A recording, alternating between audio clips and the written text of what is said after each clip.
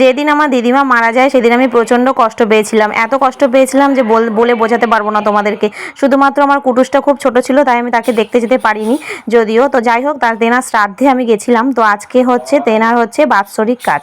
দেখতে দেখতে একটা বছর পেরিয়ে গেল, আমার দিদা মারা গেছে। একটা বছর তিনি আমাদের মধ্যে আর নেই। সারা জীবন আমার ওই একটাই আফসোস থেকে যাবে যে তার শেষ দেখাটুকু আমি দেখতে যেতে পারিনি।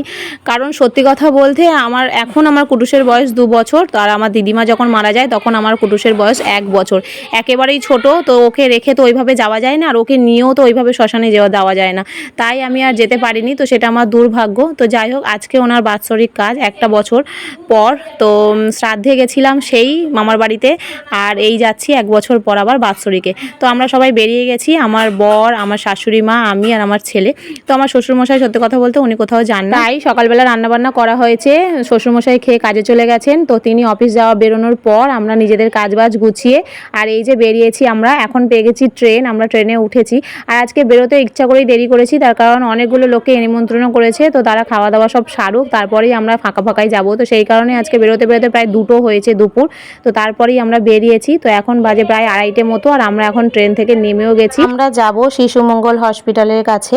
তো ওইখানেই হচ্ছে আমার মামার বাড়ি। তো আমরা নেমে গেছি ট্রেন থেকে, তারপরে একটু ফুল মিষ্টি নিয়ে নিলাম এখান থেকেই। তো নিয়ে আমরা উঠেছি অটোতে, আর অটোতে উঠে কুটুস পড়েছে ঘুমিয়ে।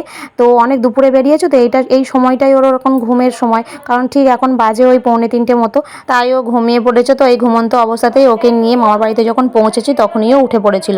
তো যাই হোক, আমরা খুব সুন্দরভাবে দুপুরবেলা খাওয়া দাওয়া করেছি। আর রান্নাগুলো আমার মামি নিজে হাতে রান্না করেছিল, তো খুবই সুন্দর রান্না করেছিল, আমার তো খুব পছন্দ হয়েছে। বেশ অনেকগুলো পদই করেছিল। তোমাদের একটু পদগুলো শেয়ার করে দিই, যদিও আমি ভিডিওগুলো তুলতে পারিনি ওখানে গিয়ে। অনেক দিন পর, বুঝতেই পারছো, তোমাদেরকে শেয়ার করেছি, 1 বছর পর গেছি। তো সেই কারণে সবাই মিলে এত গল্প মেতে উঠেছিলাম, তাই রেসিপিগুলো তোমাদেরকে দেখাতে পারিনি। ওখানে করেছিল মাছের মাথা দিয়ে মুগের ডাল করেছিল, চিপস আলু ভাজা করেছিল, তারপরে চিংড়ি দিয়ে একটা পুঁই শাকের তরকারি করেছিল, মাংস করেছিল, চাটনি পাঁপড় মিষ্টি সবই করেছিল। তো সব রান্না নিজে হাতে ঘরোয়াভাবে করেছিল, খুবই ভালো হয়েছিল। তো আমরা খেয়ে দিয়ে নিয়ে একেবারে ওখান থেকে বেরিয়ে পড়েছি। আর বেরিয়ে আসার সময় এত বৃষ্টি, মানে যাওয়ার সময় বৃষ্টির কারণে ভয়ে ভয়ে বেরিয়েছিলাম, আর ফেরার সময় বৃষ্টি, মানে ভাবতে পারবে না কত বৃষ্টি। তো সেই বৃষ্টিতে আমরা কিভাবে যে এসেছি শুধু ভগবানই জানে। তো বৃষ্টিটা তোমাদের সাথে শেয়ার করেছি, তোমরা বুঝতেই পেরেছো যে কী হারে বৃষ্টি হয়েছে। এইদিকে দেখো, বৃষ্টির কারণে স্টেশনের ভিড়, আর আমরা যখন অটোতে উঠেছিলাম তখনই বৃষ্টিটা শুরু হয়েছিল। তো আমার বর পুরো ভিজে গেছে একটা সাইড, ওই কারণে ও কোলে নিতে পারিনি ওকে, তো আমি কোলে নিয়েছিলাম। আর পেছন দিক দিয়ে কুটুস ছাতার জলটা নিয়ে একভাবে খেলছিল, আমি বুঝতে পারিনি, পরে বুঝতে পেরেছি যে ও ছাতার জলটা নিয়ে খেলছিল, তাই ও বৃষ্টিতে ভিজে গেছে। তো এখন আমরা বাড়িতে পৌঁছে গেছি, আর ওকে তারপরে অনেক পরে ওর পাপা কোলে নিয়েছে। আর সারা রাস্তা বলতে এসছে যে আমি ললিপপ খাবো, কি হলুদ রঙের জানি না মাথায় এসেছে। তো হলুদ রঙের ললিপপ পাইনি, তো সেই কারণে প্রচণ্ড জেদ করছিল দোকানে।